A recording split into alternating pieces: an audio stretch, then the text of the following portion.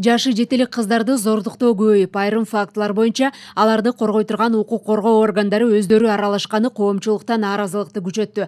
Укук коргоочулар ушундай үрөйдү учурган кылмыштарга өлкөдө балдарды коргоо боюнча мыйзамда катуу чара көрүү документтери жетишсиз экендигин жана укук коргоо органдары аймактарда бул иштер боюнча жетиштүү ишти алып бара албай жаткандыгынан улам көбөйүүдө дешет. Экинчи жагынан ата-энелердин да жоопкерчилиги жоголуп, зомбулукка көп учурда жакындарында ата-энесин көзөмөлүсүз жүргөн балдар кабылууда. Энелер балдардын укугун коргогондо ушу сот системасында болобу, мейли прокуратурада болобу, же мейли милиция органдарында болгондо кайрылганда алар мына толук кандуу колдоо, балдардын укугун коргой турган колдоон ала албай атат да. Бул негизи бул балдар алсыз болгон үчүн алар өзүнүн укугун коргой албайт да.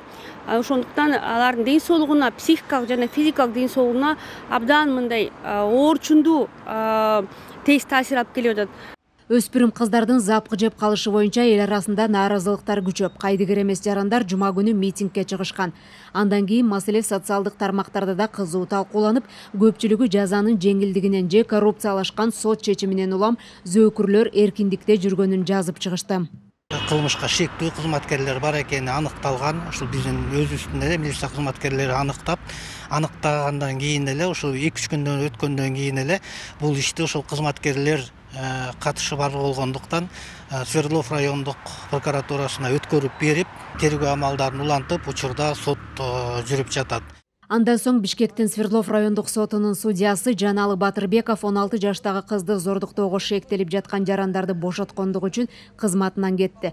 Жогорку соттун төрагасы Замрибек Базарбеков буга чейин өспүрүмдөргө жасалган кылмыштар боюнча туура эмес чечимдер көп болуп жаткандыгын бир нече жолу билдирген.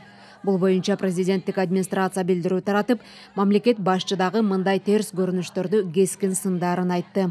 До 26 года в реализацию его будет подготовлен. Бул азыркы учурдагы эң маанилүү көйгөйлөрдүн бири. Мамлекет башчы дагы өтө өзгөчө маани берүүдө. Анткени зомбулукка орун жок. Атайын укуктук алдын алуу боюнча 2026-жылга чейин концепция кабыл алынууда. Мындан тышкары жашы жетелектерге карата зомбулукту алдын алуу боюнча 2 жылдык иш-чаралар планы даярдалды. Азыр ал кароодон өтүүдө. Бардык мамлекеттик органдар тартылат. Балдарга карата зомбулукту болтурбоо үчүн үйдөгү тарбияда ата-эне баланы коомдогу терс көрүнүштөрдөн коргонууга же ага кабылып калса ачык айтууга, жашырып стресске кабылбоого даярдашы керек дешет психологдор. Өлкөдө жабыркагандардын элден обочолонуусу ого бетер аларга болгон мамилени катаалдантууда. Когда у человека было какое-то происшествие. Бизде зомбулукка кабылгандар эч кимге айтпай, элге чыкпай, өзүнчө ичинен сыздап чүнчүп кетишет. Анткени ата-эне өзгөчө кыздар же жаштайынан эле уят, унчукпа, эл укпасын, сага болбойт деп дайыма бир нерселерден тыйып тарбиялайт. Мындай ыкма баланын өз алдынча болуусуна же болбосо оюн эркин айтуусуна жолтоо болот. Биздин менталитет боюнча өзү чоңойгондо түшүнүп алат деп көп нерсени жаштайынан жашырып коюшат. Бул өтө чоң адашкандык. Энелер кыздары менен курбусундай болуп баарын ачык сүйлөшүшү керек. Өткөн жылда зомбулук боюнча 10 миңден ашык арыз түшкөн болсо, анын 600дөйү зордуктоо фактысы менен катталган. Тилекке каршы анын жарымы көрсөтмө жок болгондуктан жабылып, калган 300дүн 200дөн ашыгы гана иликтенген.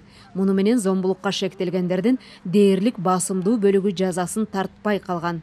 Элиза Нурматова, Руслан Сабатаров, Фалато 24.